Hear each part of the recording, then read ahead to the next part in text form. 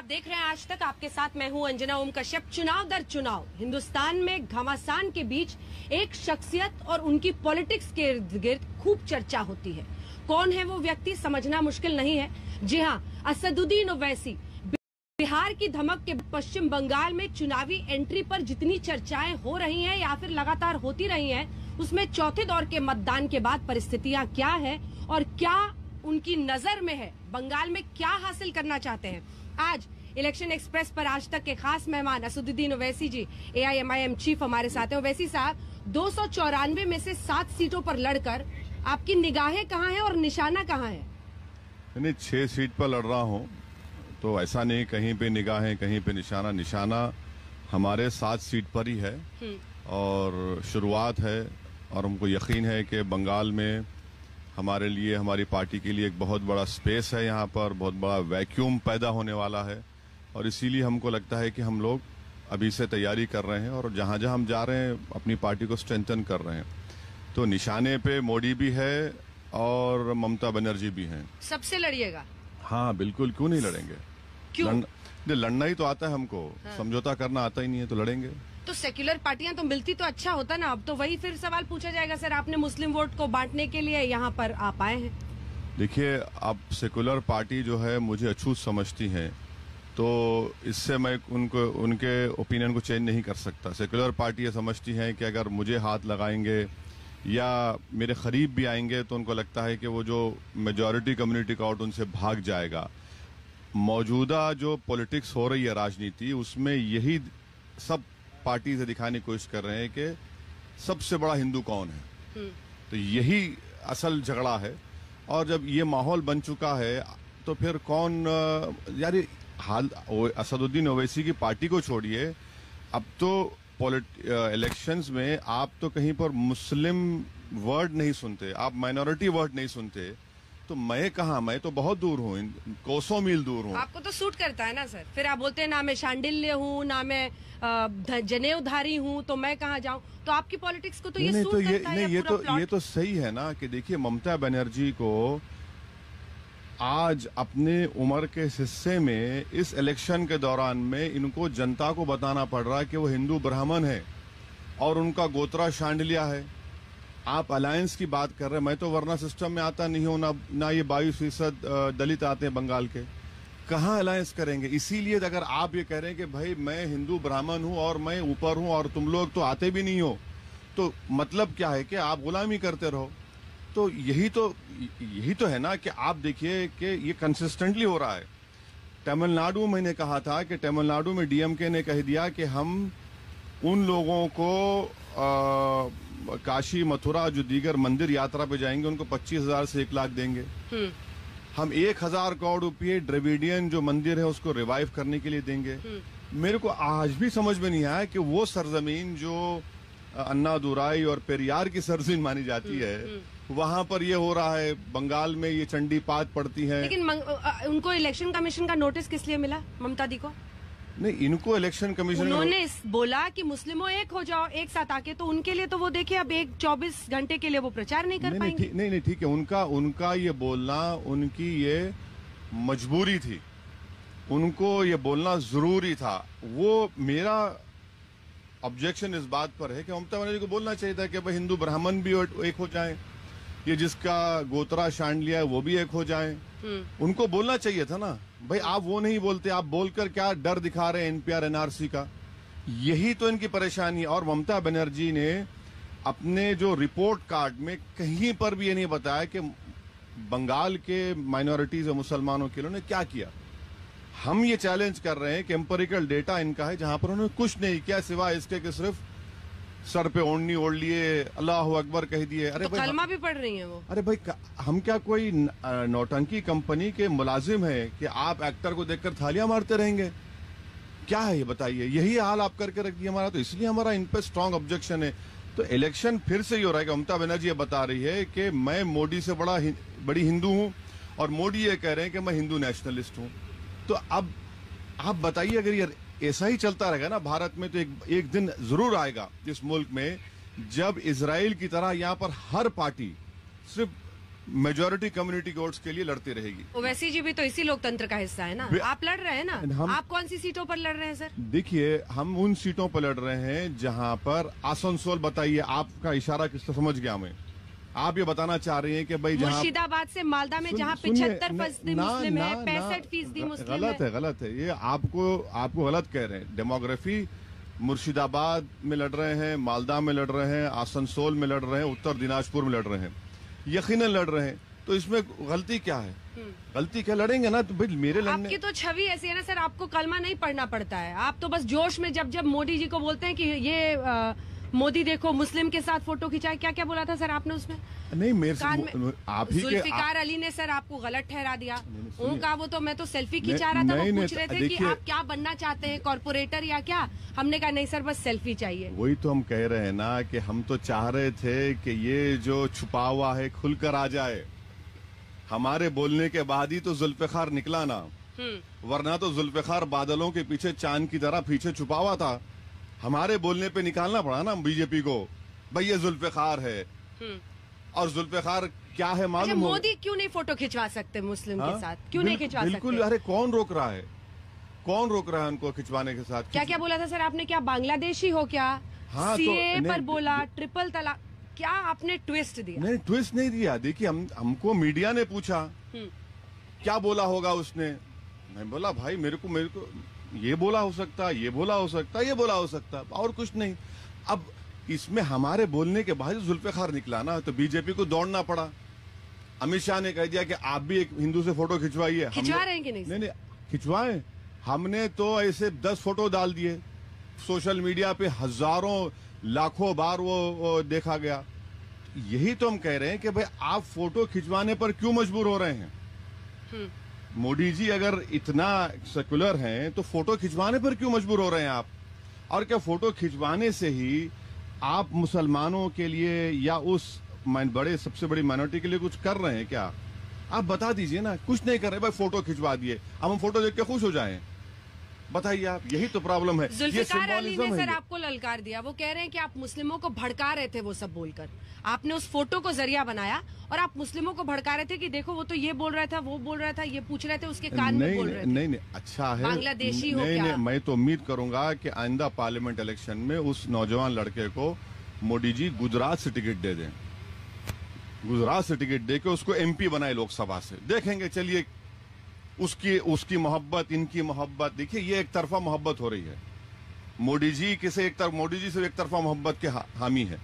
जुल्फिकार को, जो लड़के का नाम और जुल्फिकार वाकई में है, तो उसको टिकट दे दीजिए गुजरात से या बंगाल से देकर जिताइए ना, एमपी बना दीजिए। आपके पास एक लोकसभा में एमपी नहीं है, आप कौन सी मोहब्बत की बात कर रहे हैं?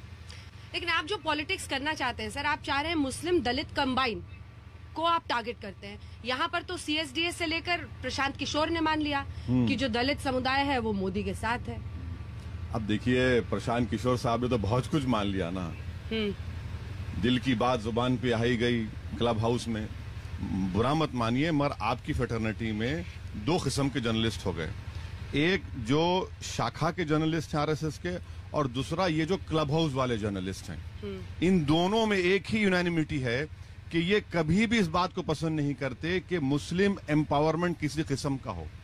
ये जो क्लब हाउस जर्नलिस्ट हैं, ये भी अंदर से शाखा के ही हैं, संघी हैं, मगर उनको नरेंद्र मोदी पर्सनली पसंद नहीं है, मगर आइडियोलॉजी वही है। यही तो मामला चल रहा है इस देश में। आप बैठ के बोलते हैं मिस्टर प्रशांत किशोर कि अपीजमेंट का फलसफा है। अरे भाई, मेरी बर्बादी के अफसाने यहां पर बन चुके हैं। अपीजमेंट अगर हुआ तो बताइए कहां अपीजमेंट हुआ है? हम आज भी कह रहे हैं कि अगर बंगाल में मुसलमानों का अपीजमेंट हुआ है तो आखिर क्या वजह है कि 16% मुस्लिम बच्चे 9 और 14 साल के दरमियान में स्कूल को जाते ही नहीं है? आखिर अपीजमेंट अगर हुआ है तो 38% मुसलमान की आमदनी 2500 रुपए क्यों है रूरल बंगाल के? अगर अपीजमेंट हुआ है तो फिर 38% जेल में क्यों है? 6% नौकरियां क्यों हैं?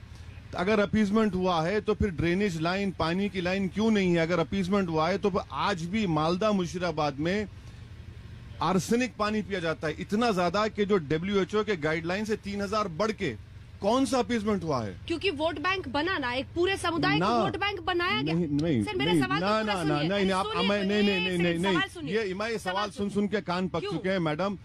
कोई मुसलमानों का वोट बैंक, आज भी अगर आप 10 में से 8 लोगों को पूछिएगा, वो ऐसी बात कहेंगे कि हमें उसे जिताना है जो मोदी को हराएगा। नहीं, मुसलमानों, अब्बास सिद्दीकी से लेकर सब यही नहीं कह रहे हैं?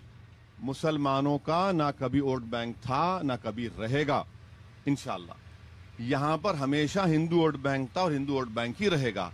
हम मुसलमानों को एक झुंझुना दिया गया कि खिलौने देकर तुझको बहलाया गया, अरमानों में उलझाया गया, ये मामला कर दिया गया। अब वोट बैंक कहे का वोट बैंक तुम्हारा? झुंझुना पलट दिया आपने। नहीं, वोट बैंक झुंझुना पलट गया है सर, कि मोदी के डर से अब बाकी को 2014 की मेरी पहली स्पीच है पार्लियामेंट की। मैंने कहा कि मैं मुबारकबाद देता हूं नरेंद्र मोदी को। पूरे बीजेपी के एमपी परेशान हो गए, क्या कह रहा है? बोला आपने इस मिथ को बर्बाद कर दिया कि मुस्लिम वोट बैंक था। मुस्लिम वोट बैंक कभी था ही नहीं यहाँ पर। हर देखिए जो पॉलिटिक्स हो रही है ना, मैं आपको कई मिसालें दे सकता हूं, कभी एक दिन प्रोग्राम कर लीजिए आप। मैं आपको 1950 से लेके 2021 तक मिसालें दूंगा जहां पर हमेशा ये होता रहा है। तो आप कह रहे हैं कि मुस्लिम्स बीजेपी को भी वोट देते हैं? नहीं, CSDS के डेटे में उसमें बताया गया कि 2014 में और 2019 में एक ही कम्युनिटी है जो जिसका वोट बीजेपी को मिला बड़ा नहीं, 6 या 8% वोट मिला बीजेपी को CSDS डेटा के, मगर दूसरे कम्युनिटी का सब बढ़ गया मोदी को वोट। हम ही तो एक खड़े हुए ना एक पहाड़ की तरह, बाकी सब तो फिसल गए मोदी की तरफ। एक ही कम्युनिटी, आप CSDS के डेटा की बात कर रहे हैं, 31% वोट था मोदी का हिंदू वोट 14 में, अब 37% हो गया। उनको लगता है ना अपीजमेंट पॉलिटिक्स से ऐसे ही निकलेंगे। हम यही कहते हैं कि ना सबका साथ, सबका विकास, सबका विश्वास, हम प्रतीकात्मक पॉलिटिक्स नहीं करेंगे। सब बकवास है। सबका साथ, सबका विकास, सबका विश्वास की आप बात कर रहे हैं तो एक ही बात कर रहा हूं, आपके पास मुसलमान MP क्यों नहीं जीता लोकसभा में? आप मुसलमानों को डिमांड ड्रिवन स्कॉलरशिप क्यों नहीं देते? आप, मैं दूसरे इश्यूज की बात ही नहीं कर रहा हूं जिसको आप बोलेंगे ये तो इमोशनल है। ये मैं आपको मिसाल दे रहा हूं, ये क्यों नहीं करते? अच्छा, गुजरात में आखिरी बार मुस्लिम MP कम जीता था? आप जिता दीजिए ना, 84 में। आप जिताकर बताइए ना हमको, अगर हम झूठे हैं। आप नहीं करते, ये क्यों हुआ? क्यों हुआ? अब कांग्रेस भी आपको अछूत समझती है। आप कांग्रेस को देखिए और तमाम ऐसे राज्यों में देखिए, यहाँ पर देखिए वो अलायंस में आपके लिए जगह नहीं बनी, अब्बास सिद्दीकी के लिए बन गई, जिनके आप अगर वीडियोस देखिएगा यूट्यूब पर तो आप भी हैरान रह जाएंगे। महिलाओं के लिए वो कैसी बातें बोलते हैं कि MP बनाकर नुसरत जहां को भेजा था वो तो पाउडर मेकअप लगाने लगी। नहीं, मैं देखिए, मैं ना तो वीडियो देखा हूँ ना मैं उनका स्पोक्स पर्सन हूँ, वो तो खुद अपना जवाब देंगे। मगर अब कोई नहीं करना चाह रहा मुझसे अलायंस, तो मैं क्या करेंगे मैडम? हमसे नहीं किए बिहार में, हम लड़े जीते। अब ये एक बात बताइए, गोधरा में क्या हुआ?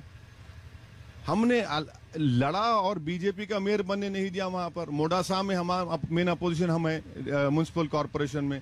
यही तो हम बता रहे हैं कि, और मैं बता रहा हूं आपको कि ये जो नौजवानों में जो एक चर्निंग है वो अब इस तरह की सेकुलर, ये सो कॉल्ड सेकुलर पॉलिटिक्स को मानने वाले नहीं है। लेकिन कहा यह जाता है कि गोधरा में तो आपकी वजह से मेयर नहीं बन पाया बीजेपी का। हाँ। लेकिन बिहार में NDA की सरकार बन गई आपकी वजह से। देखिए, मैंने आपके प्रोग्राम पर ही ये बात कही थी कि 20 सीट हम लड़े, 5 हम जीते, 9 गठबंधन जीता, 6 NDA जीता। अब मैं तो कई मर्तबा RJD के नेताओं से बात किया 6 महीने पहले, वो बोले हंस के मुस्कुरा दिए, किसी ने नाराज हो गए। अब नहीं करते तो नहीं करे ना, हम क्या करेंगे? किसी जोर जबरदस्ती कर सकते क्या? कि पॉलिटिकल करियर को समराइज करके एक सवाल जो मुझे समझ में आता है, मैं सवाल भड़काऊ भाषण बोलेंगे आप? नहीं मैं ये बोलूंगी कि प्रधानमंत्री नरेंद्र मोदी, और आप कह रहे हैं कि हिंदू मेजोरिटेरियन पॉलिटिक्स अब इस देश में बीजेपी के साथ साथ तमाम पार्टियों में आ गया है। आप पर आरोप लगता है कि आप माइनॉरिटी पॉलिटिक्स करते हैं।